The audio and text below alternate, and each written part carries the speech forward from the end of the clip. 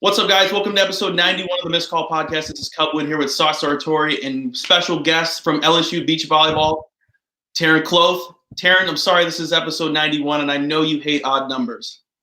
I really do. Wait, how'd you know that? I did my research. We do our research. Wow. Yeah. I really dislike odd numbers. It really bothers me. I don't care if other people are wearing them. I just can't wear odd numbers on my jersey. That's fair. Now, you're a business major, right? You're going for your MBA at LSU. How does that work out if you're going through if you're breaking down numbers or anything, you come up with an odd number? Do you add $1 or subtract $1? No. In class, it's perfectly fine. It's more like even if I'm in the car and the radio says like 13, I'm just going to bump it up to 14 or take it down to 12, you know? My brother does that. My brother does that. It's a very normal thing. Or watching TV, the volume being on an even number, on an even number. Actually, my brother does the fives. He does 5 or 0. Yeah, 5 and 0s, those count. That's what I was gonna say. How do you feel about the number 5? Yeah, I like 5. 5's good. 5's we can deal with 5, but all the other odd numbers, peace out. 1's okay too. You know, like if you're first, like that's pretty cool. So really, we're just excluding 3, 7, and 9. Screw it. All right, you're making me sound like I'm crazy about numbers. No, we would definitely not. The goal is not to make you sound crazy. But we're really excited to have you on. As we were poring over the many articles that have been written about you over the years, we discovered that you are just phenomenal. I mean, you're phenomenal. At one point, you were nominated for Woman Athlete of the Year for the NCAA, which is wow, huge, wicked huge. So we know you're from South Dakota, which is home of Mount Rushmore. We're curious if you could put together a Mount Rushmore of your athletic achievements. You like that, huh? You like that? That's really hard. She likes that question. That's really interesting. Okay, so I would I get four of my favorite things, I guess. Yeah. 4 of your favorite achievements, 4 of your favorite moments, whatever it is. All right. Now's your time. And in no particular order. Okay. I'm going to have to go with my trip to China with USA Volleyball. I'm going to go with this past beach season when we beat UCLA at home, and it was crazy. We set the record for the amount of people at a home game attendance, I think, for beach volleyball. Wow. Making it to the Elite 8 for volleyball with Creighton. And then my last one. Oh, no. There's so many good ones. I was just really blessed with such great teammates. So do you just want to put like a collage of faces on that one? Yeah, can I just do like all of my teammates? Like that is just from Beach, Creighton, like LSU, Kairos. I loved it all. I thought I was so lucky to get to know all. Were you the queen of Kairos? Yeah, I did Kairos. Me and Courtney played on the same team. She told me you're the queen.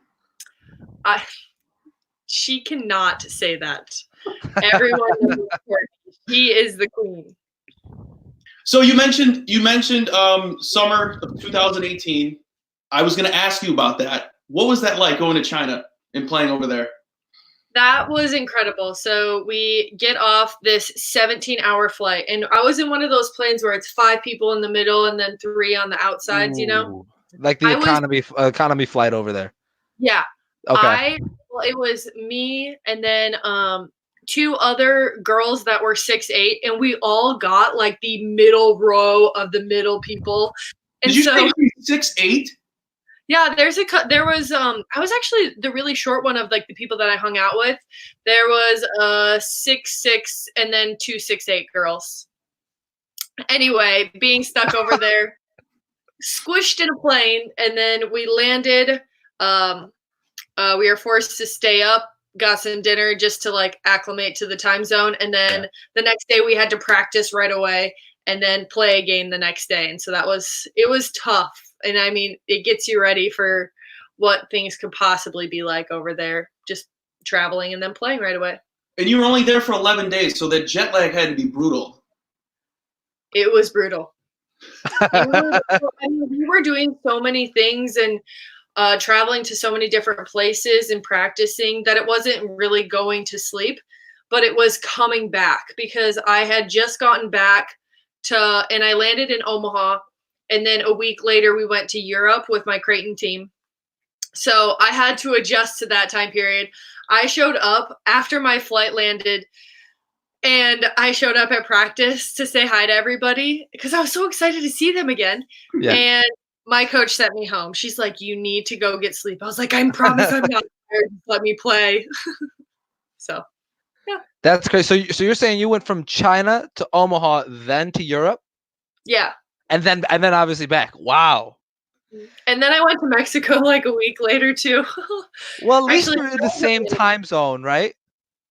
What? You go to Mexico, at least you're in the same time zone. Yeah. That's brutal. How tired were you?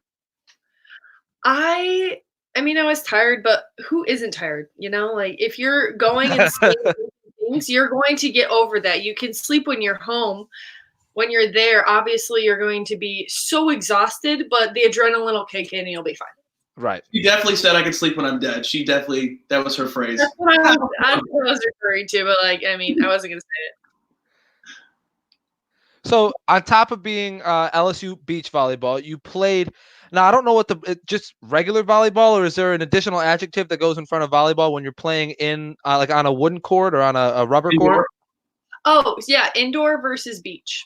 Okay, so you played indoor at Creighton. I just wanted to make sure it wasn't like regular volleyball or just volleyball. I was just making sure.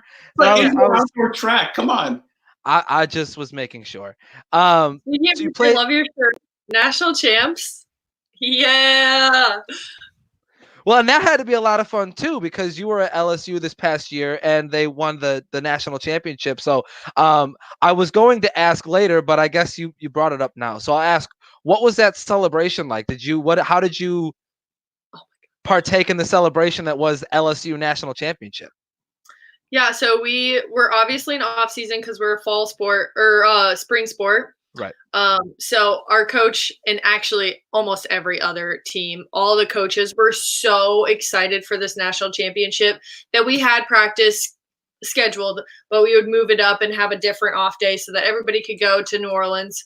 Because, I mean, it's only a 45 to 50-minute drive. Mm-hmm. So I went up the day before and celebrated my friend's birthday. We went out to dinner, and honestly, just walking around and people watching was amazing. And then the next day, everyone was just out and screaming LSU and cheering. And I actually was lucky enough to get to go to the game. No way. And, yeah, it was incredible. It's everybody's dream. Right. And it was so cool. And when we won and we were just sitting there, we're like, but this is going to happen. It's shock. It's shock. Yeah. Yeah. How many times did you like the next 3 days? Sorry, what did you say? I was going to ask how many times did you guys listen to Neck before it got old? Actually, they don't really play it that much. Really? I played it 4 times today to get hyped for this. Well, we get fined for playing that song. Do you really? Yeah. I thought it was hilarious during the game when the song broke out. Did you see Joe dancing? Yes. That was awesome. Way too late. Yeah, he's incredible. I think the football team just kind of set the standard this year of how they're going to work harder than anybody else and they're going to just go out there and expect to win. And it wasn't that they were being cocky about it. It was just they had so much confidence in their abilities and all their teammates' abilities that it was so cool. Like one of my football friends, he's like, no, it's going to be okay. And I was like, but what if? And he was like, no, we don't even have to think about that. Like, we're going to go out there and we're going to play. Yeah, it was really cool. A great man once said, "We coming." But I mean, and it even goes beyond football, though. Like the baseball team is phenomenal, and the sand volleyball team. You guys were number one before this whole Corona pandemic set in. Self-proclaimed champs. The self-proclaimed champs. I tweet. Yeah, we wanted to win it all. We wanted to compete still, but yes, it was a great season. And I'm curious too. Obviously, you talked about setting the record for attendance at a home game for sand volleyball against UCLA. What is that atmosphere like? So we just got a brand new facility. It was not this January, but the January before that. So right when I arrived, our facility, the brand new one, beautiful. LSU does everything top notch, when it comes to facilities. So it had just opened 3 weeks after we had gotten there. And I obviously had no idea what beach volleyball even was. Like, I went there, and even when I was getting recruited, I was talking to the coaches, and I was like, I'm going to be brutally honest with you. I have never played beach volleyball. Like, I don't know if you want me on your team, but I've never played. I can figure it out, hopefully. Right. I need your help, though. So we get there, and it's just absolutely magnificent. And then it's filled with grass on one side, and then bleachers, like the stands, are on the other side. Okay. The entire grassy knoll was just filled with people, and everyone was screaming, and the music was just blaring loud, and we had all the teams on the sidelines. And it's like in a beach volleyball tournament, you have probably 6 teams, so all the other teams were like trying to watch while they were playing their games, I think, and it was so loud. It was incredible. What's the difference between like your experience at Creighton with indoor with fans being indoors and then being outdoors? That's actually a really good question. The fans are a lot closer in beach volleyball, but it's a lot less known than indoor volleyball. So I think the attendance record was for regular season, I think it was when we played Nebraska, and that was at the CenturyLink Center. And I think it was like, I want to say 12,000, but I could definitely be wrong. I don't really know. And that was just like, you couldn't hear yourself breathe. Really? And then when it's like beach volleyball, well, yeah, because we had everybody there, and it was right in Omaha, it's so close. And the Nebraska fans and the Creighton fans are just unbelievable. And it was a 5-set game. It was crazy. But in beach volleyball, the music is so loud, and then you have the people. But in indoor, you can't play the music. So like, I try to focus on the music and just like relax and just try to play my game and just focus on my partner. Is it easier to play with the music? I think so. I was going to say, out of your head a little bit, Especially if they start playing your jam, like Cub. If they start playing "Unwritten" by Natasha Bedingfield, all bets are off. All bets are off. Why Can't I by Liz Fair? Just know I'm about to murder the other person. The other team's going down. Everybody submits a couple songs. So if you're not doing well, if you need a little pick-me-up, the DJ up at the top has a list of everybody's songs. Just point up. And Just then point up there. Yeah. Mm-hmm. Do you have a signal? Do you have like a signal that you send up to them? It's actually people on the outs. So like, I know Tony, my friends on the teams, and so when I'm watching her play, like, she needs a little, extra song, we just, signal up to her, the DJ, and then he plays it. What was your song? I didn't really have a song.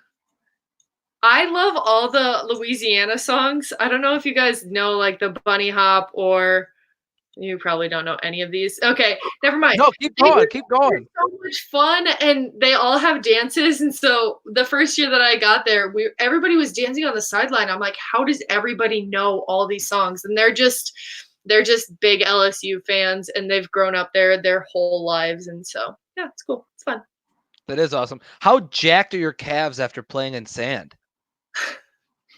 It's actually crazy that you asked, because your body is definitely like how they train you is so different. Really? Indoor, it was a lot of heavy lifting and power and strength. And beach volleyball is like you are conditioning 3 or 4 times a week and you are just running for 3 hours in we have 24-inch deep sand, which doesn't sound crazy, but it is so deep. Okay. So I mean, it changes kind of how you're lifting, which I think changes how you play volleyball. Like you don't have as much, not necessarily strength, but like you have to have more fitness and you have to be able to go longer and you're going to be touching the ball a lot more in beach. I was curious because I went to Mexico this past summer and I was playing a little bit with it. I was playing a little bit on the beach and my calves were on fire. So I could only imagine the pain that you've endured training for sand volleyball season. Your beach legs, like you have to get your beach legs, and it's true. I was getting across his legs now. I was getting schooled by a fat guy from Ontario, Canada. It was crazy. He had his beach legs though. Yeah. So that yeah, if you can jump in the sand, you're gonna probably destroy people that can't. Just taking notes at this point. I'm just making sure I got it all. Cupboard? I have a question about your height. You're 6'4", and I know there's a lot of ignorant people out there that have to ask you. They have to say something stupid to you whenever they run into you. What's the most annoying thing that people say about your height? I think it's more frustrating when people talk about me and they think that I can't hear them. Because as soon as somebody says tall, I have really good like eagle hearing. It's crazy. Like people say I'm short. So yeah, I got you. And yeah, it's just like they act like you can't hear them, and you know that they're talking about you, and so I think that's kind of rude. It's not necessarily mean, and I know people aren't trying to be mean, but I probably, like, just for example, during the national championship, in one day, I think I probably had 60 comments, like 60 comments on how to play. Yeah. And some of them were not very nice. A lot of people asked for pictures because they had never seen somebody that tall. It's actually a lot of guys that are like, I have never been shorter than a girl before, and they want to take a picture. I've never been shorter than a girl before. Yeah. I asked that question knowing that it was guys. So I'm like, I'm not going to add guys. She could tell me because I know it's going to be guys. I assume that you heard, damn, she's a tall glass of water your entire life. Yeah. And that was so stupid. Yeah, I think it just comes out. I don't think people are trying to be like mean about it, but I do think that people should know that it does get pretty old pretty fast because I'm 23. I know that I'm 6'4". I know that I'm taller than a majority of the population. Yeah. You sure? Do you need us to remind you? No, I'm good. Thank you, though. Oh, I won't do it. I'm not going to be that guy. It is a blessing, though. Like, I will say I haven't always been a huge fan of my height just because, I mean, when you're younger, let's be honest, like, guys can make you feel very insecure about how tall you are, especially if you're towering over all of them. And it's not necessarily that they're being mean about it, but there's a lot of comments made, and I think it's really important to still stand up straight and like keep your shoulders back and be tall. I mean, if you're tall, you might as well use it. It's going to help you. I love that. I love that. That's where you are with it. That's awesome. Come a long way. I'm curious. This is our See Us question. We are sponsored by See Us for Women Athletes Month. So shout out to Courtney Place, your friend, and our friend too. But this is the See Us question of episode 91. We're curious. Part of this Women Athletes Month is us trying to dive into the conversation of discrimination against women in sports. And we're curious, what's been your relationship with discrimination in sports? Has that happened to you? And how do you deal with it? I'm sorry, I didn't hear the last part. Oh, I not a problem. I'll rephrase. So we're curious during this month, discrimination against women in sports is a real thing. And we're curious how that has impacted your athletic career, if it has at all, and how do you deal with that? Yeah, I would say I have been pretty lucky. I don't think it's really impacted me necessarily that much. Um, I I have to give it to our athletic director at Creighton. He was unbelievable at making every single team feel very special. It's really easy to focus on the basketball team. I mean, Creighton's known for their basketball team and just men's, but he would be at our practices and then he'd be at the women's basketball practices and then he would go to the soccer games. And I think he just really made us all feel very welcomed and loved. And he didn't want to make one team seem superior to another. And I think that's really hard to do. I mean, for me, I haven't really experienced a lot of it, but I'm sure at other schools, it's so easy to just focus on the men's sports that actually bring in the money. And I mean, that's very unfortunate. Like, I really wish that more people would want to come to female sports, but it's just kind of a fact that more people like to watch male sports. I think if you watch beach volleyball, a lot more people would come. It's a pretty fun atmosphere, but I don't know. I really do feel bad for the people that like they unconsciously are discriminated against by other people. Like they're not trying. I don't think that people are trying to be malicious in this. That doesn't mean it doesn't happen though. Yeah, I'm definitely with you. I think that there are some people who just they say things and it's not the right thing to say or do. But I do think that there are still people out there who just maliciously say things like the get back in the kitchen comments and the dumb things that you see on Instagram posts and stuff like that. That is still malicious, and those people are still there. And I'm very happy that you have never run into anything like that. But I also think it's an interesting point that you make about athletic directors, right? And even the student body and whoever it is, like making sure that you pay attention to all the sports. It's really important that you have leadership that is showing like, hey, you should go to all the sports instead of just going to the men's basketball game or to football. Yeah. Yeah. I definitely was very lucky. I think it does. I think you're right though. Like I think it's something about the leadership of having somebody that a lot of people look up to, and if they're doing it, it's going to be so much easier for other people to be doing it as well. But yeah, the comments, the sly comments, they're still there. I see them. I think I just try to ignore it because I don't want it to have any power over me because it shouldn't. Yeah, and that's really important. I just think it's weird how a lot of people don't know that those comments are there.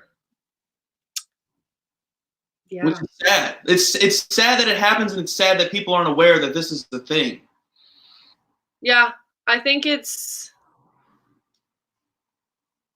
like I said, I think people probably try to ignore it on purpose because they know it's not right.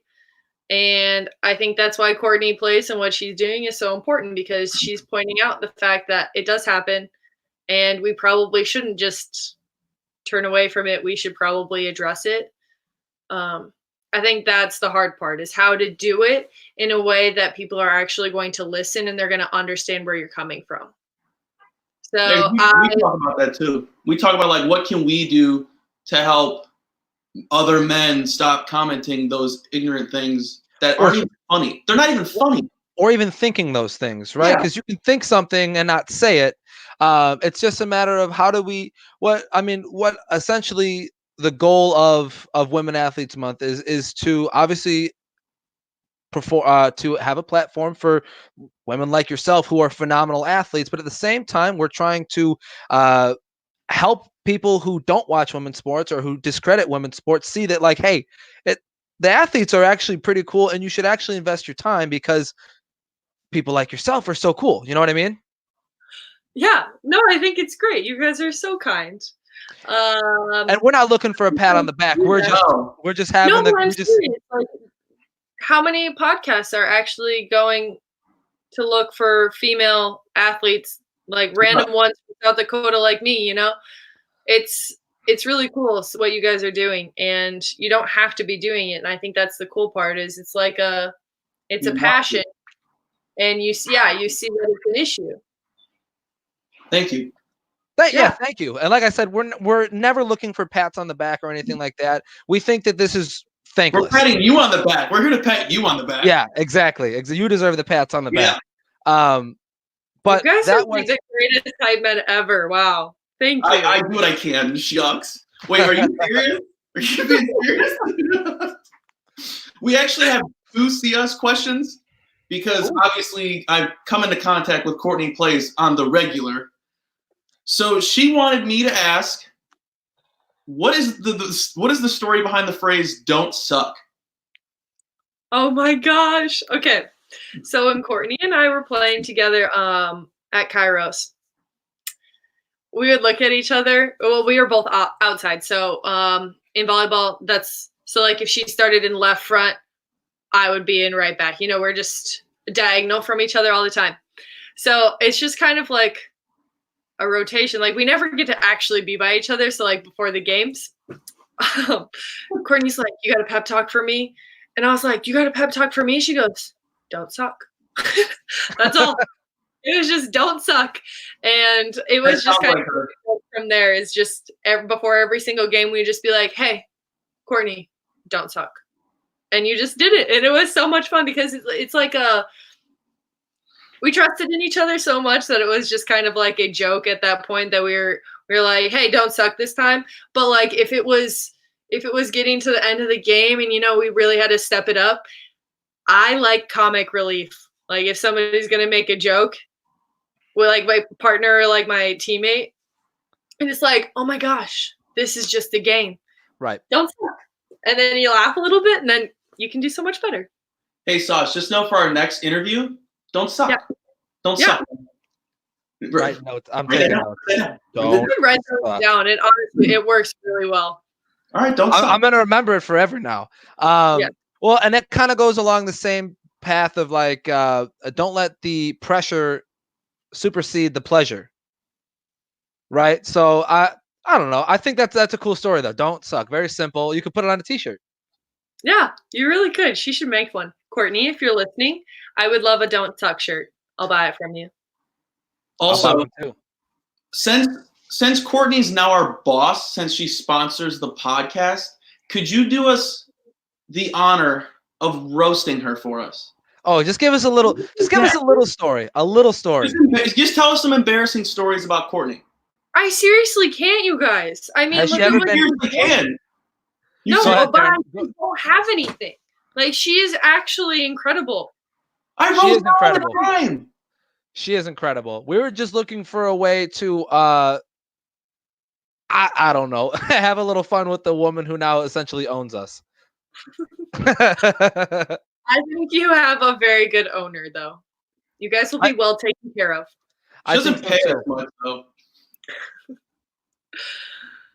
I didn't even get a t-shirt. Yes, you I bought a t-shirt. I bought a t-shirt. Where did you get the t-shirt you're wearing now? This one? Yeah. This is, I think it was Fanatics. Nice. Fanatics was doing that, but no free ads. No free ads here. Free ads. Unless you're Courtney Place, which I will wrap up the CS question by saying go make sure you check out CS Movement on Instagram for all the updates on what's happening with them. I don't know if Courtney wants us to plug her social media, but make sure you check out the CS Movement on Instagram and on Twitter. So we kind of got away from the topic of indoor versus outdoor. You obviously, like we've been talking about at LSU now. Can you talk about your time at Creighton? You obviously spent 4 years there playing volleyball, and there's a tons to talk about there. You guys were Creighton's in the Big 12? East. Big East. It was one of the bigs. I knew that. With DePaul. I got it. I got it now. But you guys went to the Big East Championship a couple times, won it a couple times too, I believe. Can you just, I don't know, let's talk about Creighton. Well, Creighton's magical. It's magical. It really is. I stepped foot on Creighton because, well, first, I started playing volleyball because I literally got shoved out of the car and forced to. Like, really? This entire career probably wouldn't have happened if it wasn't for my mom doing that. So I'm grateful for that. And then I'm also grateful that when Creighton contacted me, I was looking to go somewhere far away just for, for fun. I was a high schooler, probably really stupid. And Taryn, this is Creighton. Like, you need to go. And I was like, no, it's only 2 hours away. No, I'm not going to Creighton. And she's like, no, you need to go visit. I visited and it was incredible. I had this gut feeling. I knew that I had to be there. I was going to go look at other schools just to like make sure my options were open. But I will never regret it. I still have my coaches contact me to this day. They check in on me. They know everything about me. That's awesome. They're so helpful and they actually care about you as a person, not just a player. And I think that's what's so special about it is they really do care about you. Like my athletic director, even he emails me sometimes still and just asks how I'm doing and checks in. And then it's the girls that they recruit. Like you will not find better teammates. You really won't. I'm still best friends with some of those girls and they're going to be my lifelong friends. And the volleyball part, I mean, yeah, it's great. Now we'll talk about volleyball, right? I mean, the volleyball is everywhere. Like, I mean, it's a game of don't let the ball touch the ground. Yeah. I think it's the people that you're surrounded by that makes your school and your experience so good. Most so definitely. what was it like beating DePaul or murdering DePaul every time you played them? Oh my gosh. I would not say that. You just texted me and said that's what you guys would do. So you could say murder. It's okay. I loved being in the Big East. It was really fun to travel to all those different places. And the cool part about I guess I don't know if it's every conference, but like for us, I mean, I knew Katie Dolan from DePaul just because of connections. And over 4 years, you get to know the players that you're playing against. And it's kind of cool seeing how everybody develops. Now the volleyball has just gotten so much better. Like it was already like pretty good, but like by my senior year, like, wow, I am so impressed. And now we're starting to have, I mean, with this last year, I think we had 3 teams in the tournament instead of just 2. And it's just so cool to see where everybody's growing and getting better. And it's exciting. That is exciting. So Creighton, we were trying to find our best. We're trying our best to find traditions for Creighton at the school. We're curious, have you ever walked through the F door during finals week? No, Why not? Are you superstitious? I really try not to be, but I wasn't going to take a chance on a grade. I took school and I take school very seriously. I was not going to waste all my hours of studying walking through the door. So no, I did not. I've never been that goes in and out of it. I'm like, there are people. This is some stupid. people they walk through it and they're like, "This, who cares? It's the F door." I'm like, "No, it's the F door." You see Taryn outside going, "No, nobody's going through this. I need an A. I don't want your you. Yeah, let me help you. Help me. Help me." Yeah. You say you take school very seriously. You've won a lot of awards for being a tremendous student athlete as well. I wanted to make sure that I mentioned that. Award winner on and off the court and on and off the sand. 3.84 GPA, I'm pretty sure. What was it? 3.84, I'm pretty sure. Somewhere over there. Oh, I think it was 8-7, but 4 sounds better because it's an even number. I like that. She brought it all the way back to the beginning. Yep. So I'm assuming the F door is if you walk through the F door on finals week, you're going to get an F on your finals. Yeah. Yeah. Okay. Well, good. You shouldn't walk through that door. Yeah, I mean, I don't know why the door's there. They actually, so like all the doors were labeled, and they took the F off. But you can see all the other letters. Like everyone still knows it's the F door. It doesn't even have to have a letter on it. We just know. But it's the evil door. It is. Now there is something that Sauce and I do know, and that's LSU. Yeah. We know LSU. So how do you know LSU so much? Well, Sauce and I are big Coach O guys, and we love Joe Burrow. So we have a lot of questions for LSU. So I'm gonna throw the first one out, which is, have you ever met Coach O? Yeah. Dear God, what was that like? Well, actually, the first time, you guys, this is so bad. Sorry, I had to grab my charger. It's all the good. First time that I met him, I was on my visit. And, okay, my favorite movie is The Blind Side. No way. So I walk into football ops, and they're just like, showing me around, like, the weight room. I'm like, oh, yeah, it's cool. Like, all the weight rooms kind of look pretty much the same, except, obviously, LSU's was just insane. And Coach O comes around the corner, and he says, like, his voice, is just.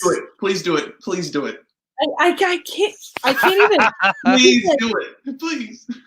I can't. Anyway, he comes up to me and he's like, hey, I really think that you'd be a great LSU Tiger. We really take care of our people here. It's a great place to be, and just, talking about LSU and how great it was. And I was like, yeah, thank you. And like shook his hand, and I was walking away, and my coaches were like smiling. I was like, so was he on Blindside? And they're like, that's Coach O. And I was like, oh, no way. But it was actually really cool because we have our nutrition center, so all the coaches can eat in there. And he just like walks up to you and like talks to you. Well, I walk up to people and talk to them.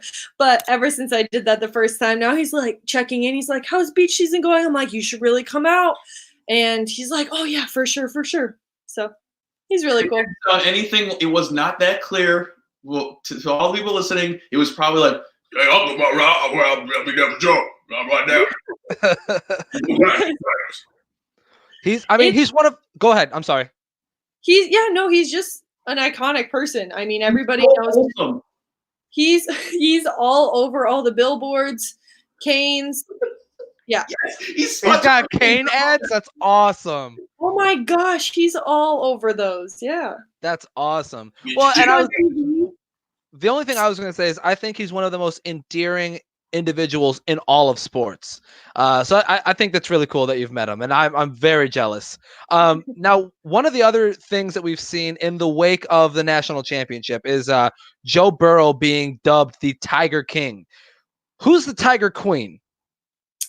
Ooh, that's there doesn't need to be a relationship. I'm just saying, who is the Tiger Queen? Like someone that everybody knows. Taryn Kloth. Sorry. What? Wait. Katie Campen. It's not me. It's not me. It's not you? No, I just showed up. I came late to the party. Just vibing. I really did. I went into beach volleyball not knowing what to expect, and absolutely loved it. Well, let's think though. Who's to say a transfer student who comes to LSU and plays on a number 1 ranked team can't be the Tiger? Wait a minute. Do you see the similarities? No. Joe Burrow was a transfer from OSU. Oh! He came and played on the number 1 ranked team. No. I appreciate it. Like I said, you guys are the best hype men ever. We do our best, but that was one of the. You're very humble. And we appreciate about that. We appreciate that about you. We respect that about you. Speaking of Tigers, how cool is Mike? Pretty cool. You see a lot of people. So it's it's backwards.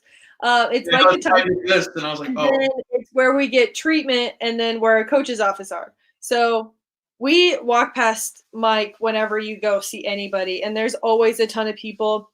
And he's really fun during the day. Like, he's running around and jumping in the water and splashing, and it's really entertaining. Does Carol Baskin want to take him away? I don't even know who that is. Oh, you gotta watch the doc. You gotta watch it. I can't do it. Everyone's talking about it. I'm just trying to. No, pressure. Trust me, you need it. We all didn't know we needed it until we watched 7 episodes, and then I rewatched it again. Okay, I will try it. So you've been to New Orleans. Obviously, there we were talking about it for the national championship game. I've been there too. I'm curious. Did you think it smelled just as bad as I thought it smelled? It smells so bad. My mom actually came. We had mom and daughter weekend. That's awesome.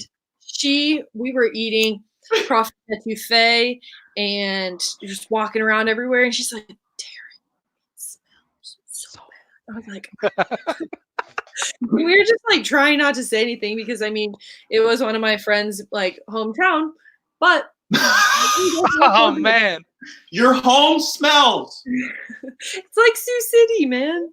That place smells too sometimes. Does it? No, but it's actually been really cool. I think the coolest thing that I've experienced down there is Mardi Gras, and I was like a little kid.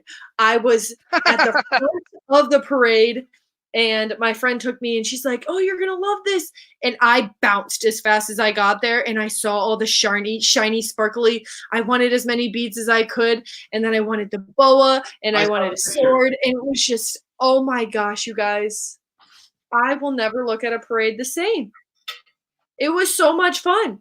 Was it? Everybody has to go to Mardi Gras, and then my one of my teammates was a Mardi Gras, like she invited us to a Mardi Gras ball, and a ball. Oh my gosh! Oh my God. It was like a wedding reception, but no one was getting married, so it was like everyone's party, and nobody's sad. Yeah. What was the craziest thing you saw? What was what? What was the craziest thing you witnessed? Down there? Yeah. I don't know that it can be talked about. Yeah. Just say fast if it's bad. I would say that it is like a very, very, very fun time to just people watch. I'm a big people watcher. I enjoy watching crackheads. I do. Say what? So I went for my 21st birthday, Taryn, and upon arriving, the Uber driver that we had from the airport to downtown New Orleans, he dropped us off about 2 blocks away from our actual hotel. So we had to walk with our suitcases through the streets and get to our hotel. Well, on the way there, I mean, there was a gentleman who was very drunk who helped us carry our bags an entire block.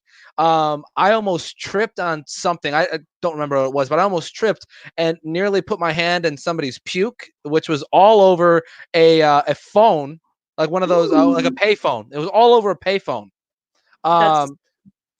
Oh man, it was it. But you know what? It's crazy because I want to go back.